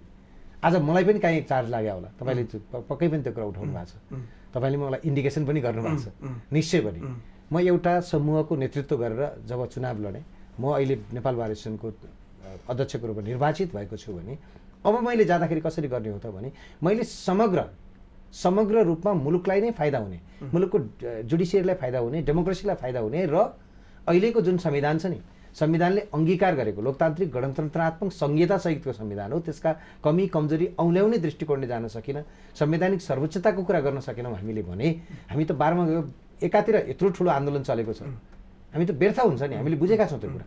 त्यसैले मैले तपाईँलाई भन्ने अहिले के हो भने प्रतिबद्धता नै हो। मैले श्रीमानले एउटा फरक कुरा उठाउनु भएको छ, सजग उहाँहरू जस्तो विद्वान पूर्व महाधिवक्ता पूर्व महासचिवहरू हुनुहुन्छ, रमन श्रेष्ठले एउटा कुरा उठाइरहनु भएको छ, उहाँहरूले जुन सजग गराइरहनु भएको छ नि, त्यो कुरा बमोजिम हिँड्न सकेनौँ त। अब रह्यो कुरा कसैले त्यसमा अब व्यक्ति हेरेर तपाईँलाई विश्वास छ त्यसमा हिँड्न सकिन्छ भन्ने मलाई विश्वास छ। र अर्को कुरा म तपाईँलाई भनौँ, त्यसमा तपाईँहरूको नेतृत्वले योगदान गर्छ भनेर आजको दिनमा, आज वर्ष शुभारम्भ छ, जनताका बिचमा न्यायिक क्षेत्रको सुधारका निम्ति हाम्रो नेतृत्व तपाईँहरूले अपेक्षा गरे अनुसार चल्न, हिँड्न, क्रियाशील हुन प्रतिबद्ध छ भन्ने कुरा कृपया व्यक्त गरिदिनुहोस् न। एकदम मैले हामीले व्यक्त गरेको कुरा पनि यो म आज भन्छु, मैले लिमिटेसनको कुरा त्यसै गरेको होइन। हामी न्यायिक सुधारमा अब हामीसँग कुनै अप्सन छैन कि, हामीलाई पछाडि फर्किने अधिकार पनि छैन, हामी पछाडि फर्कन पनि सक्दैनौँ। त्यसैले अब न्यायिक सुधार गर्ने कुरामा कुनै दुईमत हुनै सक्दैन। र रहेको कुरा हामीलाई जुन आक्षेप लागेको छ नि, आक्षेप न्यायकर्मीलाई पनि लाग्यो, भ्रष्टाचारी छन्, बिचौलिया छन्, विकृति छ, विसङ्गति छ भनेर न्यायपालिकातर्फ पनि लाग्यो भने वकिलहरूलाई पनि त लाग्यो नि, कि हामी यसबाट अगाडि बढ्न सक्छौँ सक्दैनौँ। बिल्कुलै हो, एउटा पार्ट हो भनेर भनिसकेपछि हामी त न्यायपालिकाकै एउटा अङ्ग हो नि, भनेपछि यो कुराबाट ब्याक हुने अधिकार हामीलाई छैन, हामी अगाडि बढ्नु नै पर्छ। र हामीले भन्ने हो, हेर्नुहोस् तपाईँलाई म आज जुन कमिटमेन्ट व्यक्त गरिराखेको छु, तपाईँले 3 वर्षपछि, हामीलाई त 3 वर्षपछि फर्केर त्यही समाजमा फर्कनु छ नि त, अहिले पनि हामी त्यही समाजमा छौँ। 3 वर्षपछि फेरि त्यति जवाफ बेला दिनुपर्छ। स्वच्छ न्यायपालिका एकदम को दिशामा, सक्षम स्वतन्त्र एकै दिनमा- निष्पक्ष न्यायपालिका बनाउने कुरामा तपाईँहरूको योगदान यति ठाउँमा यो भयो भन्ने कुरा गौडामा हामीले गर्यौँ भन्ने कुरा भन्न हामी सकिने अवस्था देखाउँछौँ, बनाउनु हामी देखाउँछौँ। श्रीमान मलाई तपाईँले 2 मिनट यो तपाईँको टाइटल अनुसारको दिनुहुन्छ मौका? कृपया किनभने यहाँ राजनीतिको घोषणा कुरा म दुईटा गभर्नरको पनि यहाँ कुरा प्रासङ्गिक छ किन वर्षमा 79 अर्को तपाईँको पेट्रोल बढी खपत भनेर आइतबार बिदा दिने कुरो भइरहेछ। हाम्रो हेर्नुहोस् राजनीति कसरी बिग्रियो, गभर्मेन्ट कस्तो आयो। म तपाईँलाई पहिला बताउँ के भन्छ गभर्नरको पहिला तिलक रावलको गभर्नर केसमा म वकिल थिएँ। त्यो तिलक रावललाई यसै गरी बिचमा चाहिँ हटाइएको थियो। उहाँको राम्रो पर्फर्मेन्स थियो, अर्थशास्त्री विज्ञहरूले भन्थे। त्यसपछि उहाँको मुद्दा गएपछि कोर्टले उहाँहरूलाई रिइन्स्टेट गरिदियो। अनि त्यसपछि त्यो नेपाल राष्ट्र सङ्घ 2058 किन आयो भनेदेखि नि गभर्नरको पोजिसन सिक्योर गर्नको लागि आएको हो। त्यहाँ के लेख्यो, यदि गभर्नरले काम गरेर झिक्नु पर्यो भने अनि एउटा जुडिसियल इन्क्वायरी गरेर रिटायर्ड जजको आधारमा गरिएको। यहाँ अहिलेको गभर्नर जुन अहिले निलम्बित हुनुहुन्छ नि उहाँको कुनै मिडियाले कुनै रिमार्क लेखेको थिएन, राम्रो स्मृति गएको जस्तो देखिन्थ्यो। र पुरानो अर्थमन्त्री विज्ञहरूले पनि उहाँले त खराब काम गरेका छन् भनिरहेकै छन्। अब अहिले तपाईँको प्रधानमन्त्री यो हाम्रो क्याबिनेट सिस्टम अफ गभर्मेन्ट के हुन्छ तपाईँको त्यहाँ बहुमत हुँदैन, प्रधानमन्त्री जे पनि त काम हुन्छ। उहाँले त के भन्न आँट गर्नु पर्थ्यो। पहिला पनि 78 सालमा नि काङ्ग्रेसै गभर्मेन्ट भएको बेलामा बदनाम भएको, अहिले उसलाई किन हटाउने? यहाँ त मिडिया अनुसार त बरु तपाईँको पनि यहाँ प्रश्न आइरहेको छ। त्यसो भने उहाँले त भन्नु पर्थ्यो आफ्नो कोएलिसन पार्टनरलाई उहाँको अर्थमन्त्री चाहिँ मलाई भएन, म झेल गर्दिनँ, हाम्रो कोएलिसन बाँडफाँड हुँदा अर्थ तपाईँको पनि परेको प्रश्नलाई भन्नु पर्थ्यो, तपाईँको दिनुहोस् म फेर्छु भन्नु पर्थ्यो, नभए उनीहरू डिसिसन गर्नु पर्थ्यो। राजनीतिक नेतृत्वले त अहिले पछिल्लो उदाहरणले त उहाँहरू यो यति अभिशप्त हुनुहुन्छ कि निरन्तर खराब क्रिया गर्न उहाँ अभिशप्त हुनुहुन्छ भनेर म तपाईँलाई अर्को उदाहरण दिन्छु हेर्नुहोस्। उहाँले के भन्नु पर्थ्यो नि म अहिले गभर्नरलाई चलाउनु न, किनभने हेर्नुहोस् जस्तो उहाँ एटेन्जर बनाउनु भयो, उहाँ के भने गभर्मेन्टको कन्स्टिट्युसनल एडभाइजर, उहाँले इन्डिपेन्डेन्ट छोडिदिनुपर्छ। गभर्नर भनेको देशको इकोनोमी फाइनेन्सियल मोनिटरी पोलिसी चलाउनु इकोनोमिक एक्सपर्ट हो, ऊ इन्डिपेन्डेन्ट हुनुपर्छ नम्बर 1। अब अर्को सुन्नुहोस्, त्यो अहिले हामीले के गर्नु तपाईँको के अरे पेट्रोल खपत कम गर्नु पऱ्यो अनि आइतबार बिदा। हेर्नुहोस् यो युरोपियन कन्ट्रिज जुन आर्टिक नजिक छ नि डे लाइट सेभिङ टाइम भनेर वर्किङ आवर घटाउँदैन उनीहरूले, त्यो घडी स्विच गरेर विन्टरमा एक अगाडि अनि त्यसो गर्छन्। अब हामीले के गर्नु तपाईँको आइतबार पुरा बिदा। अब हेर्नुहोस् तपाईँले म एउटा तपाईँले पहिला उदाहरण दिउँ, घरको खर्च कम गर्नु पऱ्यो भने बाउले रक्स खान छोड्ने कि बच्चाले स्कुल पठाउन रोक्ने? यहाँ के गर्यो, बाउले रक्स खान नछोड्ने, बच्चाको स्कुल जाने बन्द गरिदिने। अहिले त्यो भइरहेछ। हेर्नुहोस् म तपाईँलाई बताउँछु, हेर्नुहोस् अहिले हाम्रो तपाईँ कुनै सरकारी कार्यालयमा जानुहोस् त पेट्रोलको हेर्नलाई, म 1-2वटा कार्यालयमा गएको त्यो मोटर राख्ने ठाउँ नै हुँदैन। मानौँ त्यो हाम्रो एक्सपोर्ट गर्ने हुन्छ नि त्यो सी पोर्टमा त्यो एक्सपोर्टको लागि मोटर टन्न राखे जस्तो सरकारी कार्यालयमा त्यो मोटर छ।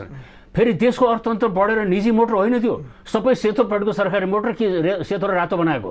त्यो फेरि जानुहोस् कन्स्टिट्युसनले के भन्छ, इभन देशको सुप्रिम कोर्टको जज र चिफ जस्टिसले पनि देशको इकोनोमी डामाडोल पऱ्यो भने तिमीले खाएको तलब घट्न सक्छ, बेनिफिट घट्न सक्छ भन्छ। अब तपाईँको त्यो यदि हाम्रो प्रधानमन्त्रीले अलिकति विचार गरिदिएको भए अड्डा बन्द गरिदिने, त्यो बन्द गरिदिनु सट्टा यो त उनीहरूले त जारी राखेको तपाईँको त्यो मोटर चढ्न त होइन, त्यो प्रिभिलेज हो, त्यो कानुनी अधिकार होइन, त्यो घटाइदिनु पर्दैन। घटाउन सकिन्छ, सेवा प्रवाह घटाउनुको साटो 3जनालाई 5जनालाई एउटा मोटरमा अफिस लग्दै हुँदैन। त्यसैले मैले भनेको पैसा पुगेन भने घरको बाउले रक्सिन छोड्ने अनि तपाईँको बच्चाको स्कुल बन्द गरिदिने। यो देश चाहिँ अनि इकोनोमी यो देशको इकोनोमी नेतृत्व कसरी जान्छ? त्यही रोग चाहिँ जुडिसियरी पनि जान दिनु भएन, गइरहेको छ क्या। ठिक छ रमनजी, यसमा अहिले नयाँ नेतृत्व विशेष गरेर प्रधान न्यायाधीश चोलेन्द्र शमशेर राणालाई महाभियोग लगाएपछि कायम मुकायम नेतृत्व आउनु भएको छ। उहाँहरूले गरेको अहिलेको गतिविधि र अहिले बारको नेतृत्व होला, न्याय परिषदको परिस्थिति होला, कानुन मन्त्री अथवा यो राजनीतिक नेतृत्वको अहिलेको जे खालको एउटा संरचना छ नि त्यसभित्र सुधारका निम्ति पहल भइरहेको, प्रयास भइरहेको, हामीहरूले हिजो चेत्यौँ भनेर चेतेको जस्तो खालको यिनीहरूको गतिविधि देखिन्छ कि एउटा एक ठाउँमा चेते जस्तो उठे जस्तो अनि फेरि निदाउने क्रम निरन्तर देख्नु भएको छ? इमान्दार तपाईँले तपाईँले ठ्याक्क राजनीतिकरण जो भन्नुभयो नि, हेर्नुहोस् अघि बलराम श्रीमानले भन्नुभएको थियो राजनीति भने कस्तो हुन्छ भने उनीहरूको त कार्यक्रम हुन्छ, घोषणापत्रै हुन्छ। मैले मुलुकलाई यस्तो बनाउँछु, यसरी चलाउँछु, त्यहाँ न्यायपालिका पनि पर्छ। तर न्यायाधीशहरूको त कार्यक्रम हुन्न, घोषणापत्र हुँदैन, उसलाई त संविधानले जे कुरो दायित्व दिएको छ त्यो गर्नुपर्ने हुन्छ एउटा। दोस्रो कुरो फेरि कस्तो हुन्छ भने न्यायाधीशहरूको नियुक्ति गर्दा अब पोलिटिकल पार्टीहरू ठिक नहुँदा प्रब्लम हुनसक्छ, एउटा कुरो हो। तर पोलिटिकल पार्टीहरूले पनि सोच्न जरुरी के छ भने जस्तो अहिले भनौँ न अमेरिकामा जो न्यायाधीशहरूको नियुक्ति हुन्छ, अमेरिकामा सर्वोच्च अदालतको न्यायाधीश नियुक्ति भएपछि ऊ नम्बरेसम्म हुन्छ, उसले नछोडेसम्म हुन्छ। अनि अर्को पार्टी आफ्नो पार्टीको मान्छे आएपछि मात्रै राजीनामा दिने चलन अथवा त्यो चेन्ज गर्ने चलन छ है। तर त्यसले त्यहाँ के खराबी ल्यायो त? अथवा त्यहाँ त्यस्तो एउटा म्याच्योर मान्छेहरू लगाएको हुन्छ होइन। कुनै अब फेरि दलीय सिस्टममा तपाईँले दलभन्दा बाहिरको मान्छे पाउनुहुन्न हेर्नुहोस्, त्यो हुन पनि हुँदैन हेर्नुहोस्। त्यसैले दलले पनि के सोच्न जरुरी छ भन्दाखेरि त्यो नियुक्ति गर्दा होइन, यहाँ कङ्ग्रेसको होला, माओवादीको होला, एमालेको होला, अरूको होला, हेर्नुहोस् म तपाईँलाई उदाहरण दिन्छु। सूर्यनाथ उपाध्यायलाई गिरिजाबाबुले नियुक्ति गरे होइन र? अनि झापड वहीँबाट खानुभयो। तर उहाँलाई गिरिजाबाबुले गल्ती गरे बेलामा चिठी लेख्ने काम गरेन, गर्यो। त्यस्तो छ। अघि रत्नबहादुर विष्टको कुरा आयो, म अहिले हेर्नुहोस् म नाम भनिनँ, ओलीजीले नियुक्ति गरे न्यायाधीशले पनि आफूलाई निष्पक्ष राख्ने प्रयास प्रतिसभाको मुद्दामा बेलामा देखियो। हेर्नु तपाईँ अहिले इन्डियामै तपाईँ भने सर्वसम्मत निर्णय गरे हो नि त संवैधानिक। होइन त्यो मात्र होइन, बिचमै बस्ने बेलामा मेरो इन्ट्रेस्ट कन्फ्लिक्ट हुन्छ। मलाई उहाँले चाहिँ एजी नियुक्ति गर्नुभएको थियो, त्यसैले म नबस्दा उपयुक्त हुन्छ भनेर उहाँले आफै सेल्फ हरिकृष्ण कार्की होइन डिक्लेयर गर्नुभयो। त्यसैले कुरो के भन्छ, मान्छेहरू हामीसँग छन् हेर्नुहोस्, त्यो कुरो हुन्छ। दलीय सिस्टममा दलले आफ्नो प्रभाव विस्तार गर्न उसले सबै कुरो गर्छ, तर दलले एउटा सोच्नुपर्ने जरुरी छ के छ भन्दाखेरि दलको मान्छेभन्दा बाहिरबाट ल्याऊ भनेर हामीले भन्न खोजे पनि दलको मान्छे भएर बिग्रेन होइन, तर दलको मान्छे त्यहाँ गइसकेपछि उसले उके भए होइन, रजनीशको आश्रममा गएपछि जुते और दिमाग बाहर भन्छ अरे क्या, उसले सबै कुरो छोड्नु पऱ्यो, उसको आस्था विचार सबै कुरो छोड्नु। मैले संविधान जानेको छु, मैले न्याय गर्नुपर्छ, मैले न्याय सम्पादन गर्ने बेलामा कुनै कुरोको मुलाइजा मैले मा बस्दिनँ। यदि त्यो कमिटमेन्ट हुने हो भने कहाँनिर समस्या पर्छ? ठिक हो, तर जुत्ता बाहर होइन कि टाउकोमा राखेर जाने काम भइरह्यो भन्ने नै समस्या हो नि। यही नै हो यहाँ। अब जुत्ता त खोल्ने तर टाउकोमा राखेपछि के हुन्छ? पोलिटिकल पार्टीहरूको मैले भने नि, पोलिटिकल पार्टीहरूले त्यो प्रयास गर्छन्, तर न्यायपालिका अहिले प्रयास गरेको देखिन्छ अहिले तपाईँले एकदम राइट प्रश्न गर्नुभयो। केही स्टार्ट भएको छ, अब गोलाको प्रस्ताव हो। अब त्यो हरिकृष्णजीको प्रतिवेदन जो छ, वास्तवमा त्यो हरिकृष्णजीको प्रतिवेदन बडो चान्चु नै छैन। धेरै कुरो त्यसले उजागर गरेको छ। त्यहाँ वकिलको बारेमा गरेको छ, पूर्व न्यायाधीशको बारेमा गरेको छ, ड्राइभरको बारेमा गरेको छ, परिवारको बारेमा गरेको छ, हेर्नुहोस् पत्रकारको बारेमा गरिरहेको छ। धेरैले बिचौलियाको काम गर्यो भन्ने आएको छ कि त्यो यो बिचौलियाको रूप त कस्तो हो भने जहाँ इजी अन हुन्छ त्यहाँ आउने हुन्छ हेर्नुहोस्। मैले ठुलो उद्योगपतिहरूले पनि त्यो काम गर्यो भन्ने आएको छ हेर्नु। त्यसैले कुरो के हो भन्दाखेरि अहिले केही शिक्षा भएको छ, त्यो प्रतिवेदनलाई कार्यान्वयन गर्नको लागि अहिलेको नेतृत्वले, अब फेरि उहाँको त धेरै कार्यकाल पनि छैन होइन, जेठमा सायद सिद्धिन्छ होला, अर्को मान्छे अर्को फेरि नेतृत्व आउने स्थिति हुन्छ। तर एउटा शिक्षा के दिएको छ भने नि अहिले त्यो सुधार नगरिकन त्यहाँ बस्नै सक्दैन मान्छे। ठिक छ, त्यो गर्नै पर्छ। ठिक छ। यसमा अलिकति उहाँबाट हुन त श्रीमानलाई पनि जानकारी छ होला। अहिले यो चैतको 19 गते अस्ति भर्खर मात्रै एउटा प्रतिवेदन कानुन मन्त्रीलाई कानुनको सचिवले पेश गरेको देखियो।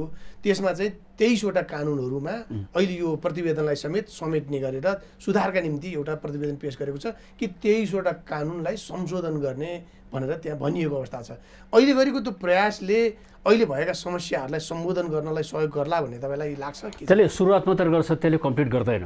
यो अहिलेको एज इट इजको एक्जिस्टिङ जुन संरचना छ नि त्यसले गर्दैन। कन्स्टिट्युसन एमेन्ड गर्नु पनि पर्दैन। कन्स्टिट्युसनमा भनेको लागू नगरिदिएर यो आपत्ति परेको नम्बर 1 के कानुनले 23वटा संशोधन प्रावधानहरू विशेष गरेर अहिले भएको समस्याहरू, न्यायालयमा भएको विसङ्गति विकृतिहरू हटाउनको निम्ति भनेर सिफारिस गरेको भनेको छ। त्यो कुराले जे होस् एउटा फाउन्डेसन अथवा एउटा आधारभूमि चाहिँ तयार गर्छ भन्न सकिन्छ। सुरुवात मात्र त्यसले सबै गर्दैन। यसमा तपाईको के भनाइ छ? होइन, यस्तो हो, हाम्रो गन्तव्य त त्यही हरिकृष्ण कार्कीको प्रतिवेदन जुन छ नि, जसमा नेपाल बार एसोसिएसनको समेत सहमति छ, सहभागिता छ, त्यो प्रतिवेदनबाट अगाडि बढाउनुपर्छ। यो कस्तो भयो भने यो इतिहासको कालखण्डमा हेर्नुहोस् न, यो प्रतिवेदन एक हठात आएको होइन के, यो वरिष्ठ समस्याको पहिचान त पहिला पनि थियो। पहिला प्रतिवेदनहरूले पनि श्री हरि हरियालले दशकौँ पहिला यो कुरा औँल्याइदिनु भएको त्यो के अरे अहिलेको यो कानुन संशोधनको यो 23वटा ऐन संशोधनको क्रियाले यसलाई सहयोग गर्छ त भन्ने प्रश्न। सहयोग गर्छ, निश्चय पनि सहयोग गर्छ। र त्यसमा सहयोग गर्ने खालको छैन भने हामी पनि लाग्छौँ। अब त्यसमा अहिले चर्चामा रहेको न्यायाधीशहरूको सम्पत्ति सार्वजनिक गर्नुपर्छ भन्ने बाहिर माग पनि छ, चर्चा पनि छ, तर यो ऐनले समेटेको देखिएको छैन त्यो कुरा। यसमा श्रीमान के भन्नुहुन्छ? त्यसमा एउटा प्रब्लम त टड्कालै देखिएको छ। किनभने यता हेर्नुहोस्, भर्खरको 2टा केस पनि त्यो जाहेरवालले 3.5 वर्ष कैद गरेको, अर्को फेरि त्यो हाम्रो यो बाँसबारीको ट्राफिक एक्सिडेन्ट केसहरू भए। अब त्यसले के गरिदिएको छ भनेदेखि त्यो माथि सर्वोच्च अदालत आउन बन्द गरिदिएको छ। बन्द गर्नुपर्ने पक्षमा म पनि छु। सबै मुद्दा सुप्रिम कोर्ट आउँदैन। इन्डियामा त अमेरिकामा त पर्सेन्टेज जान्छ, त्यसैले मुद्दा चाँडो छ। तर कस्तो भने हामीहरू कहाँ त के भने कन्ट्रोभर्सियल एपोइन्टमेन्टहरू भएका थियो। हेर्नुहोस् अब त्यो रातको 80 जनाको भएर अरू भए अनि त्यस्तो हुँदाखेरि फेरि कोर्टमा आउनु नदिँदाखेरि त्यहाँ मिसक्यारेज जस्तो जुन बडो चान्सहरू छन् त्यहाँ त्यही हेर्नुहोस् न त्यो के अरे त्यो 3.5 वर्ष त्यो जायरवाला गरेको हेर्नुहोस् नेपाली सोसाइटी कस्तो ऊ रेपको भिक्टिम भइसकेपछि बाबाआमाले पनि यो मिल भन्छन् तैँले किन उजुर गरेको हाम्रो इज्जत जाने भयो भन्छन् उसले नै घरबाट निकालेर राखेको अवस्था छ अनि फेरि त्यहाँ फसाङ फुसुङ पारेर उसले अलिकति आर्थिक लोभ देखाएर डराएर धर्काएर थम्काएर उसले चाहिँ भनिदिएको हुनसक्छ त्यो हुनसक्छ त्यो बेलामा त के गर्नु पर्थ्यो न्यायाधीशले अब तपाईँले ढाट्नुभयो तपाईँलाई सजाय गर्नुपर्ने अवस्था आयो म तपाईँलाई सजाय गर्छु तपाईँको आफ्नो डिफेन्सको लागि वकिल राख्नुहोस् किन त्यसो भन्नु न्यायाधीश आफैले उसको बयान गराउनुपर्छ किन त्यसो भन्नुभयो फकाएर सोध्नुपर्छ रमनजी यसमा चाहिँ यो पुनरावेदनै गर्नको लागि धेरै कट गरेको त्यो चाहिँ हटाएको जस्तो देखिएको छ नि न्याय छरितो गर्ने चुस्त दुरुस्त बनाउने न्याय ढिलो नहोस् भन्ने जे अपेक्षा छ अहिले भएको त जस्तै अहिले अघि हामीले रिपोर्टमा पनि भन्यौँ कि 10 वर्ष झन्डै सर्वोच्चबाट फैसला भएर कानुन हुँदाखेरि त अहिले नर्मल्ली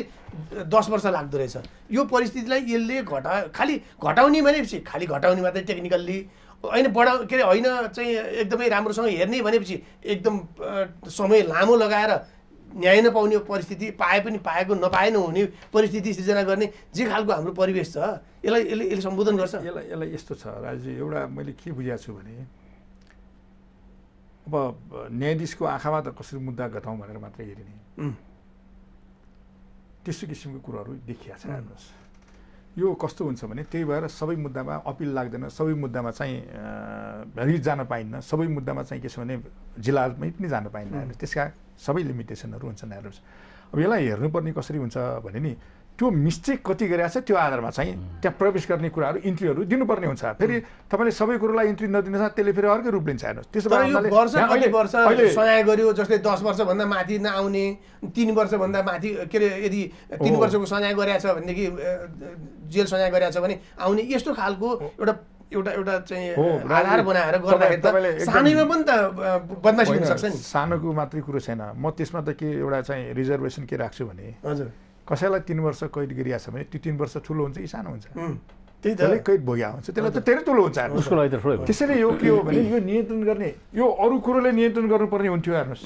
अरू कुरोले नियन्त्रण गर्नुपर्ने हुन्छ नि जस्तो भन्नुहोस् न यदि हामीले फैसला गर्ने बेलामा करप्सनले यदि काम गरेन भने जसले अपराध गरेछ उसले अपिल पनि गर्दैन हेर्नुहोस् जसले अपराध गरेछ यहाँ त कस्तो भयो भने एउटा भयङ्कर पपुलर केस छ तपाईँ हामीले सुनेका छौँ त्यो के आधारमा त्यो निर्णय भयो होइन त्यो पुनरावलोकन निश्चय दिएको छ त्यसलाई अगाडि बढाउने प्रयास गरेका छन् त्यसले बिग्रिया के हो भने करप्सन हेर्नुहोस् यो करप्सन कन्ट्रोल हुने हो भने मुद्दाहरू आफै चाहिँ त्यो नियन्त्रित हुन्छ हेर्नुहोस् किनभने जसले अपराध गरेछ मलाई 3 वर्ष कैद गरेर मैले किन माथि जाने त्यो त बेफामा खर्च हुन्छ यहाँ त के हो मान्छेलाई के इम्प्रेसन परिसकेको छ भने पैसा खुवायो पनि हुन्छ अनि उसले के गर्छ जति अपराध गरे पनि उसले बस अब पैसा कमाउने जुक्ति उपाय अपनाएको हुन्छ अनि पैसा खर्च गरेर ऊ छुट्ने प्रयास गरेको हुन्छ धेरै मान्छे छुट्या पनि छन् फेरि अब पैसा नभए मान्छे थुनिया पनि छन् त्यसैले राजुले एउटा कुरो के हो भने यो करप्सन र यो अपराध करप्सन र कानुन करप्सन र शान्ति व्यवस्था करप्सन र विकास सबै जोडिन्छ हेर्नुहोस् त्यो करप्सनले सबै कुरालाई चाहिँ समाप्त गर्छ हेर्नु अहिलेको हाम्रो समस्या भनेको मेन समस्या भनेको करप्सन हेर्नुहोस् करप्सन कन्ट्रोल गर्ने हो भने हेर्नुहोस् यी सबै कुरोहरू ठिक ठाउँमा आउँछन् मेन कुरो करप्सन कन्ट्रोल भएको छैन अब न्यायाधीशहरूले घुस खाएर जब फैसला गर्छन् भन्ने कुरो क्लाइन्टलाई सेवाग्राहीलाई सबैलाई अपराधीलाई अब भनौँ न जसले अपराध गरेछ त्यसलाई परिसकेपछि उसले के गर्छ त्यसो भए भन्दाखेरि विश्वास आर्जन गर्ने परिस्थिति परिवेश त्यसैले चाहिँ न्यायपालिकाले आफ्नो साखलाई माथि उठाउनु पर्यो करप्सन विहीन न्यायपालिकाको सिर्जना गर्नु पर्यो त्यो गरिसकेपछि के हुन्छ भने अनि तपाईँ कानुनले पनि काम गर्छ अहिले त कानुनले पनि काम गर्दैन संविधानले पनि काम कसरी भन्ने सन्दर्भमा फेरि हामी आउँछौँ दर्शकबिन हामी यो विश्लेषण निरन्तर गर्नेछौँ छोटो विश्राम पछाडि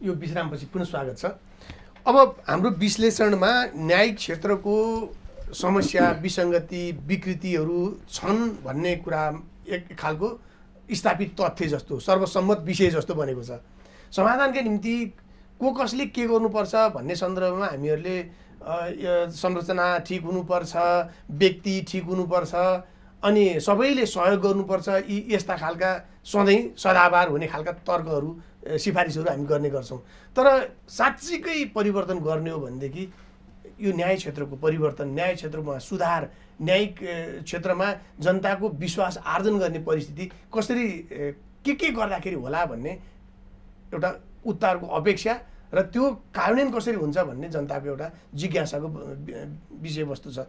श्रीमान बलराम केसीज्यू, तपाईँलाई चाहिँ के लाग्छ कि अबको न्यायिक सुधारका निम्ति गर्नलाई, जस्तो कि न्याय परिषदको एउटा संरचना छ त्यसले काम गरिरहेको छैन, न्यायाधीश सिफारिस गर्नेदेखि लिएर तिनीहरूलाई ठिक गरेनन् भने, गलत गरे भने तिनीहरूलाई अङ्कुश लगाउने हाम्रो संरचना एउटा त बनाउनै हुन्न भन्ने पनि छ।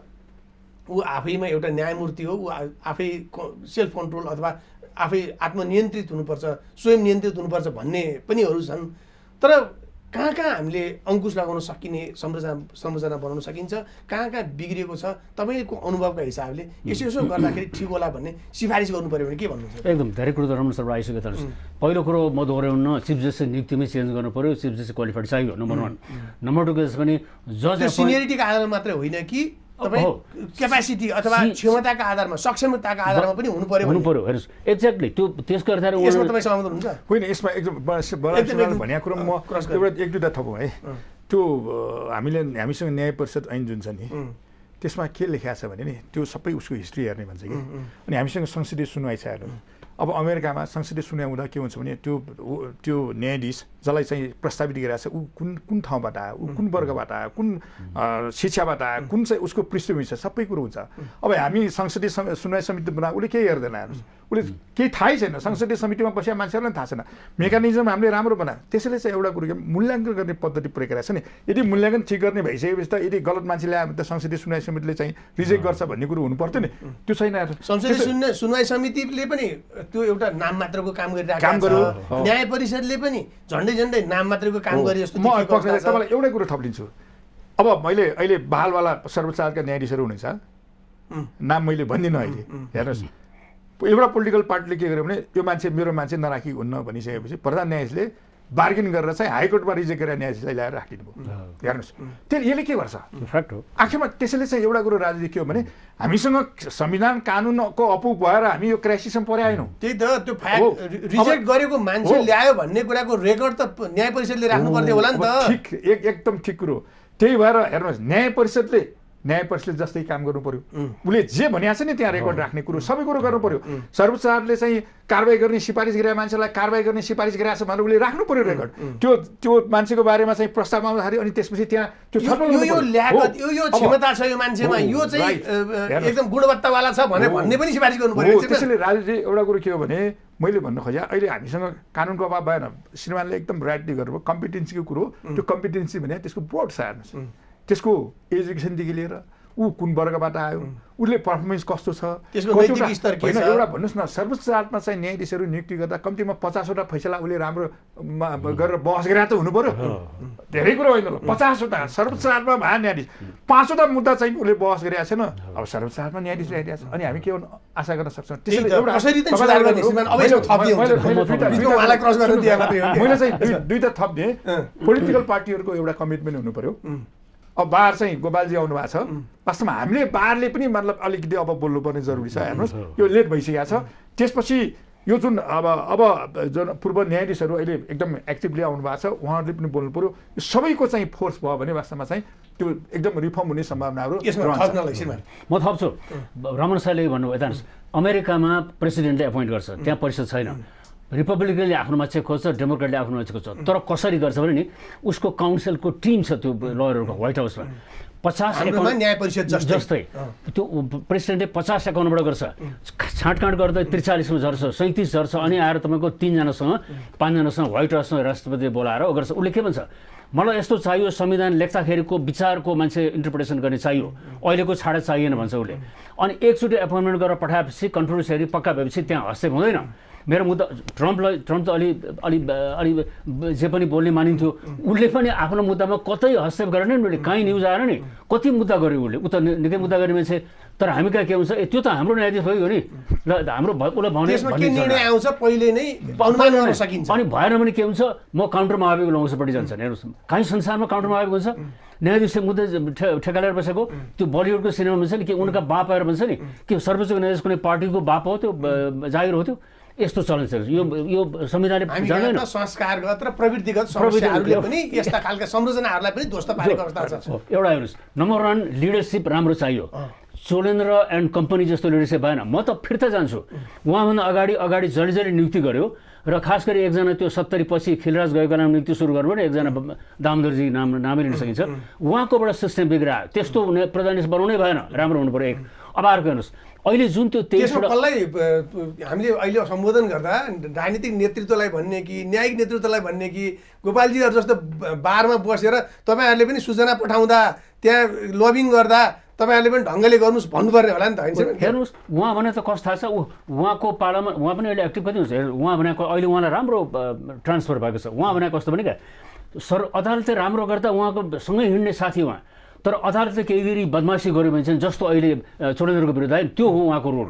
उहाँ त पहिला पनि फेरि डिएलएको अध्यक्ष भइसके, उहाँको अनुभव पनि छ। त्यसले गर्दा यही किसिमको मोमेन्टम अहिले कन्टिन्यू गरिदिनु भयो भने काफी हुन्छ। वाच र क्या गोपालजी, तपाईँहरूले संरचना सुधारका निम्ति त अहिले यो ठाउँमा गलत भएको छ भन्ने कुरा होला। संरचना भन्दा पनि हाम्रोमा संस्कारकै समस्या बढी छ। जे भाँडो ल्याए पनि त्यो भाँडो आफ्नो स्वार्थ अनुकूल दुरुपयोग गर्ने हाम्रो संस्कार छ। अब यस्तो खालको विकृत संस्कार भएको बेलामा तपाईँले यसो भए त्यसो भए जे भने पनि हामी बिगार्छौँ नै भन्ने करिब अनुमान गर्ने परिस्थितिमा कसरी सुधारको निम्ति के सिफारिस गर्नुहुन्छ तपाईँले? यस्तो छ, अब सिधा कुरा गर्दाखेरि के छ भने केही त संरचनाको पनि कुरा गर्नुपर्छ। जस्तो तपाईँले भन्नुभयो नि 19वटा एक्ट आउँदाखेरि पनि के लेखिएन त भन्दाखेरि सम्पत्तिको कुरा लेखिएन भनेर भन्नुभयो नि, त्यो गलत हो भने बारले गलत हो भनेर भन्न सक्नु। 23वटा अहिले ऐन संशोधनको प्रयास। म तपाईँलाई के भन्छु, न्यायिक नेतृत्व रहेछ कि महत्त्वपूर्ण कुरा। एउटा प्रधान न्यायाधीश ठिक हुने हो भने